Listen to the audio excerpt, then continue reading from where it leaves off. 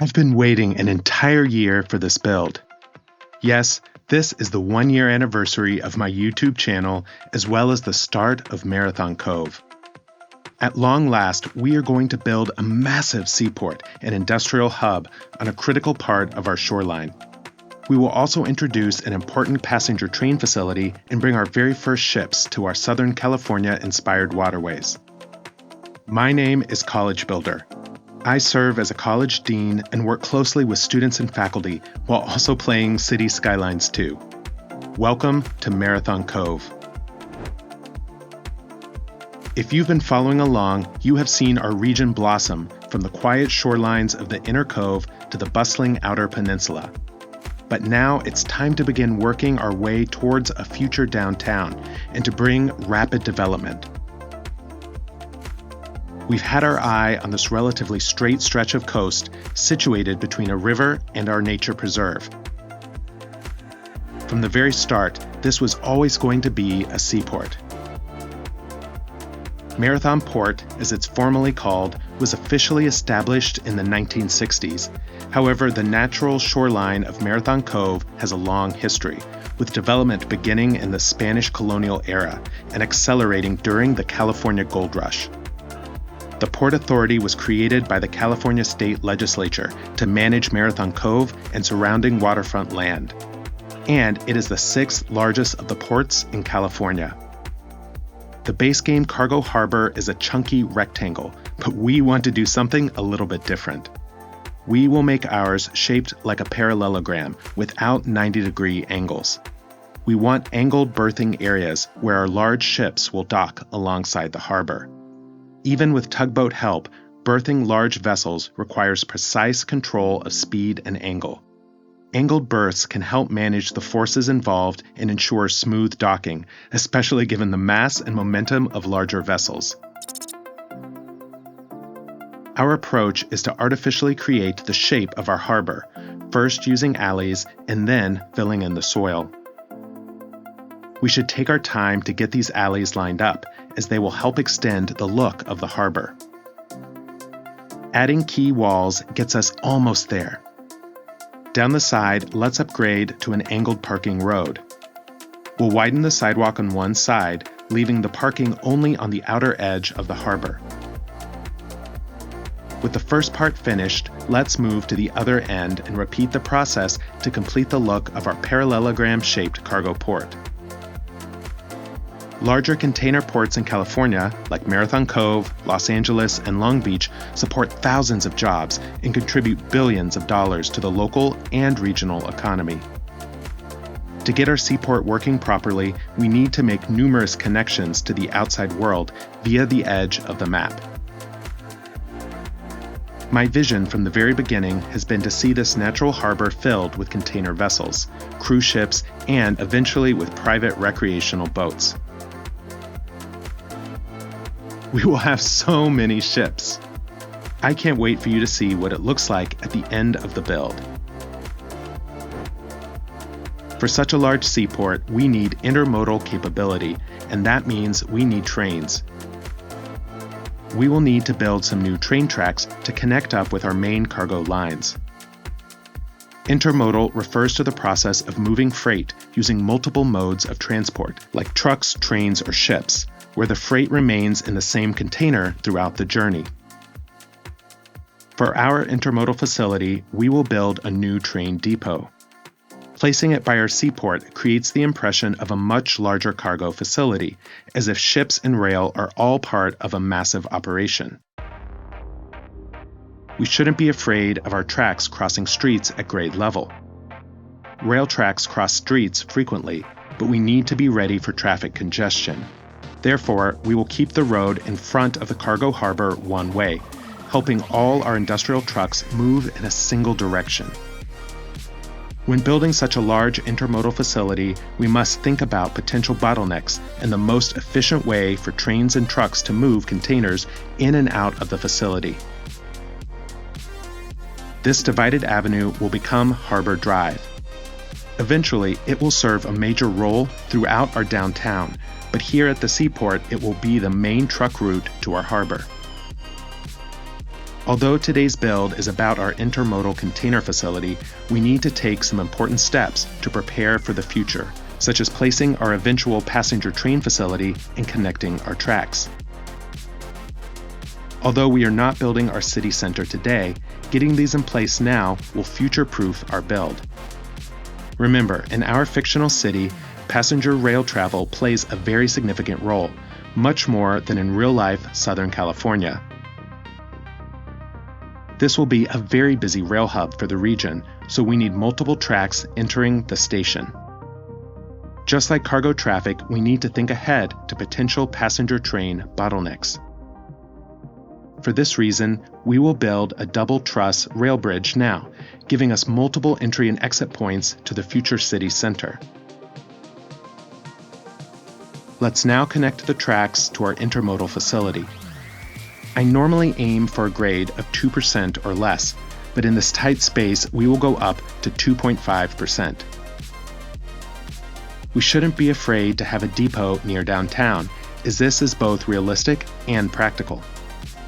Connecting these passenger lines to the train depot near the city center will be important as our city grows, because it will allow trains to return quickly when they need maintenance. Marathon Cove's rail infrastructure was first developed in the late 1800s during California's gold rush. As the population boomed, Marathon Cove became a model for passenger rail, connecting California with the Midwest and reaching all the way to the East Coast. With the basics in place, let's now finish our road loop, providing trucks a way to exit the seaport without needing to turn around. We just need one final set of rail tracks. When passenger trains arrive downtown, they should be able to bypass the busy intermodal facility, rather than getting stuck with all of the cargo trains.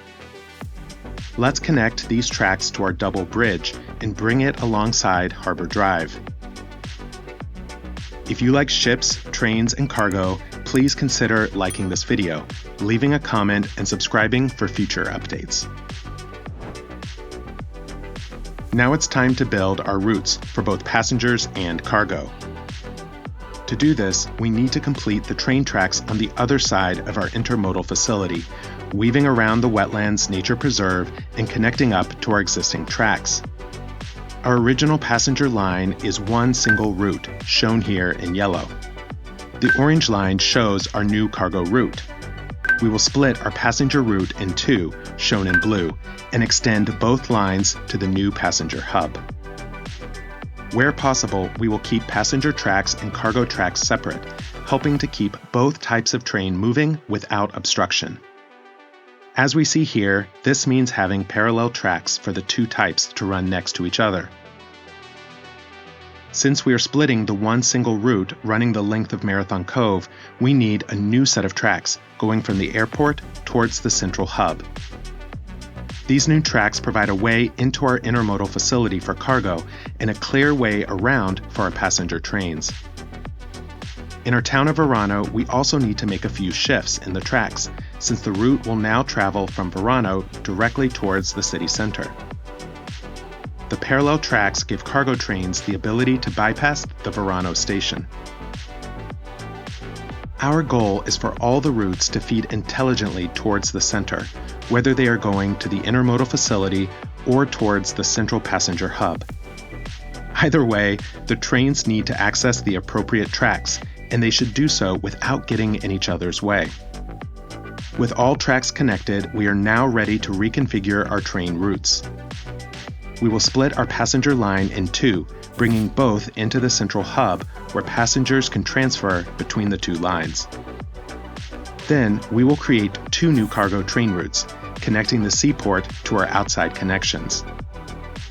Since this is such a significant change, let's start by simply deleting our existing passenger route. The first new route will start in the energy corridor near our first industrial buildings and work its way towards the town of Verano and finally to the future city center. This loop will return to Verano Station, back to the energy corridor, and then exit the region towards West Laurel. We can name this line for the start and end, Energy Corridor to the Central Station. As always, when I have multiple routes, I like to give them a unique color to help keep them distinct. For the second route, let's start in the center, move to the airport, and then the Pebble Hills station. That brings us to Sunrise Channel, to University Village, out to the peninsula at Mission Beach, and finally turns around at Cape Vista. This line has no external connection. It will simply return back to the central hub, making the same stops all along the way in reverse. Given that the airport is on this route, it will be a very important passenger line for Marathon Cove and make the main hub critical for transfers. Let's name this one Cape Vista to Central. With the intra-city passenger lines complete, it's time to build one more external passenger route and our cargo lines. We will need one additional set of tracks to make this possible. This will allow us to bring in trains from West Mansfield, one of our external connections. A passenger line from West Mansfield into our central hub will greatly reduce passenger traffic on our highway. As we build our city across the map, we will eventually bring more routes into this hub. It doesn't take long for our citizens to adjust to the new passenger lines, making the central station a busy transfer point, even without a downtown city around it. The lines all appear to be working as expected, so let's continue by creating our cargo routes. We can start at the Seaport and extend all the way to West Mansfield. This will help arriving cargo exit the region without dumping onto our local roads and highways. The second route will also start at the Seaport, this time exiting to West Laurel. Both of these cargo routes will help our intermodal facility play a crucial economic and industrial role as it supports the larger region. Like our passenger lines, we will need to revisit these cargo routes as we grow, making sure they continue to be appropriate for the size of our industrial footprint. Now it's time for our shipping routes, the part I've been waiting to build for an entire year. We will connect our seaport to each external connection, provided it has a distinct city name. Our shipping lanes create a loop throughout the bay, hopefully helping these massive ships stay out of each other's way. The view is breathtaking as all these ships completely transform the economic activity of our region. The basics are complete, but we have so much detailing to do and industry to build as we finish our customized Parallelogram Harbor. Honestly, this is my favorite part for today's build. First, we need to extend our harbor drive away from the rail yard and towards our highway. Without this, trucks will not be able to enter our intermodal facility. The trick here is to create a supernode with one single traffic light, rather than the two that currently exist on each side of the drive. Rather than use the roundabout method, we will delete the parallel lanes and create an avenue where the traffic light should be. Now, we simply reconnect the lanes into the intersection, and we will have one supernode with a single set of lights. Using the Move It mod, we can adjust the nodes to get the lanes right where we want them. Adding wider sidewalks can help us remove roadside parking on what will soon become a very busy avenue. Let's now complete each angled side of the seaport area, making it appear to be one large seaport. We will place manufacturing and warehouse buildings into these spaces, helping the harbor to be both functional and achieve the look we want. I particularly love the spheres of the oil storage facility. With the buildings in place, the magic happens when we unify them with one concrete surface. The gap begins to blend in with the base game harbor. Using dirty decals under and around the buildings will blend it all together and show that this is a heavily used industrial area. If we were being realistic, we should probably have more warehouse storage on this harbor, rather than manufacturing. Harbors are places with great storage capability, whether for containers coming off of ships or for ones waiting to be loaded. The Marathon Seaport would probably also have significant refrigeration capability. While we are aiming for realism as much as possible, our city simply needs more manufacturing, and we don't have a way to simulate the demand for goods across multiple states. In any case, I'm comfortable adding a mix of manufacturing and warehouses, and I really love the combined look. We can even throw in some low-density Southwest USA offices as part of the support buildings for the area. I just love the way our custom harbor has come together.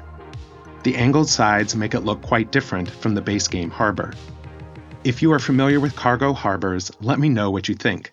Does this feel realistic to you? Our next goal is to unify the harbor and the rail yard into a single, seamless intermodal facility. We'll add the Ground Earth signature building, giving our industrial efficiency a citywide boost. Let's also update the one-way road for truck traffic into something that fits the space a bit better.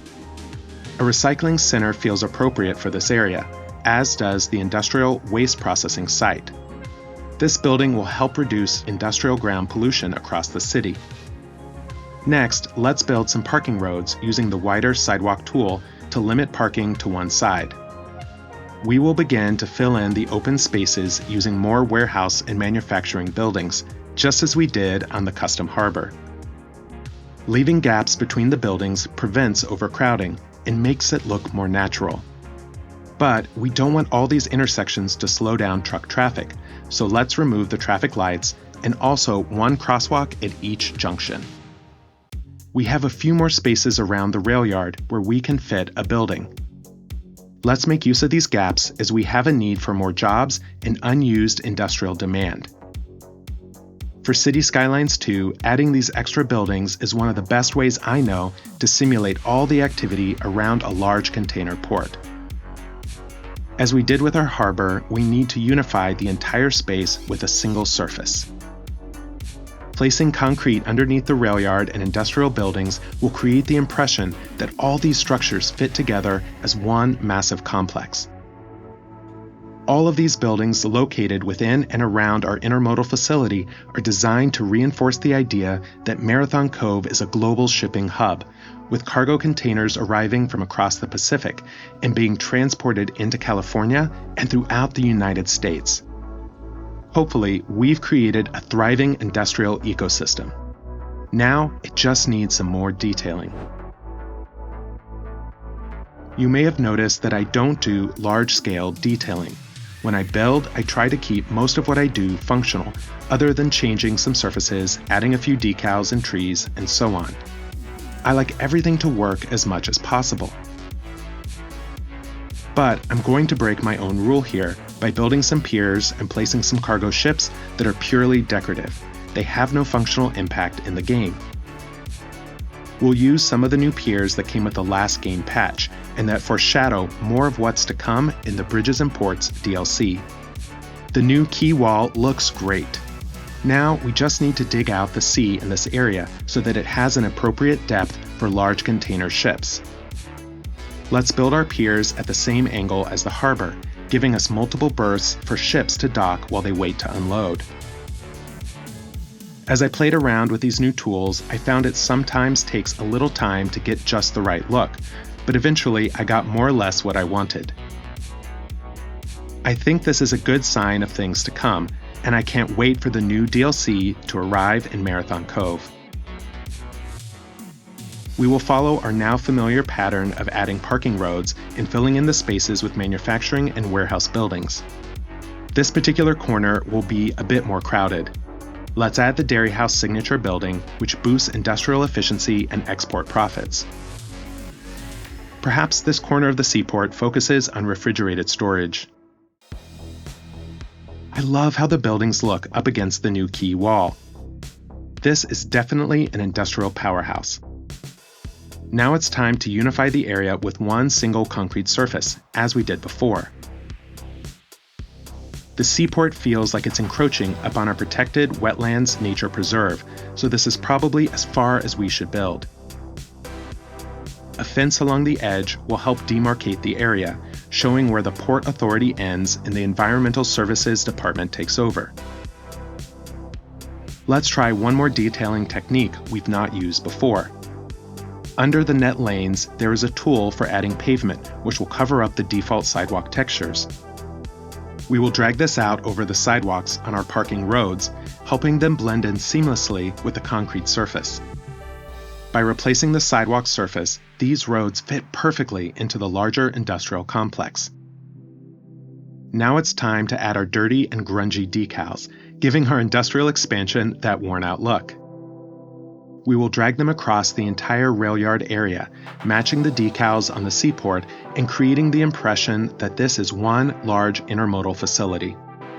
Hopefully, we didn't go overboard. What do you think? With the decals in place, we should also add the concrete net lanes to our other parking roads. I just love the way it looks, and it will help bring consistency across the complex. One critical component is missing from our docks: the cargo ship props. We will maneuver them into place along the berthing areas. It would be so cool if you could see tugboats pulling the container ships into place at the docks so they could wait until the cargo port was ready for unloading. The ship props always seem to sink into the water when you place them. Using the Move It mod, we can get them just right and then raise them up to an appropriate height. By default, the ship props are empty, so let's add some container props. This will make them appear ready to unload their cargo. What else do you think is needed to complete our intermodal facility? I like the idea of large piles of shipping containers which have been stacked and are ready for loading onto cargo trains. Let's drop some of these props around the rail yard. Although this is not technically a cargo yard, these piles complete the illusion of a single sea and rail port, all used for the same general purpose. Let's also add some piles of trash, concrete rubble, and wood. I'm not sure whether this is realistic, but I like the appearance of these piles. It seems plausible to me. Like our docked ships and container stacks, these trash piles are purely decorative and have no in-game impact. I imagine that some of the debris has simply accumulated over time.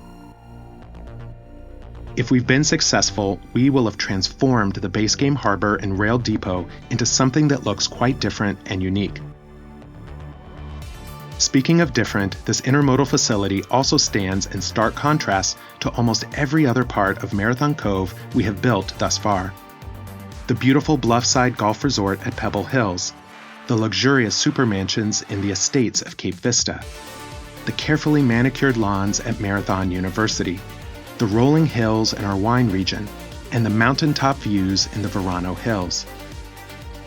The port area is harsh and dirty, but it is also a necessary part of our region's economic engine. Without it, we don't have the wealth in our residential areas, and we won't have the skyline in our future downtown. Hopefully, all of it hangs together, both the beautiful parts and the dirty. For today's build, I think we have one final spot that should be filled in. Next to our double truss bridge, we have an open area that looks like the perfect size for our Oil Refinery signature building. I love this one because it boosts not only industrial efficiency, but also the citywide interest in a university education and our university graduation rates. Having a large facility like this for refining oil is important in an oil-rich region. Of course, we haven't discovered oil yet, but that will be a future build. Just know that in Marathon Cove's backstory, the first settlers came for the gold rush, then the oil boom, and finally the tech craze. Much like the rest of California, our region follows the state's development pattern. And let's not forget tourism and the wild great outdoors. Although we have been working on this region for an entire year, there is so much left to do. What are the things that you would like to see? I've taken many of your suggestions already, but I would love to hear more. We are trying to stay true to the Southern California landscape and development, which unfortunately means some suburban sprawl. But our downtown will be much more pedestrian-friendly and utilize more public transportation. If there are features we should include, please let me know in the comments. I've loved building the Marathon Port Intermodal facility so much. I think it was worth the wait, and I hope you enjoyed it as much as I did. We will no doubt expand our waterways with bridges and ports. In the meantime, I'd love it if you liked the video to help celebrate the 1-year anniversary of my channel. All of your support has meant so much to me. And of course, please consider catching up by watching the next video on the screen.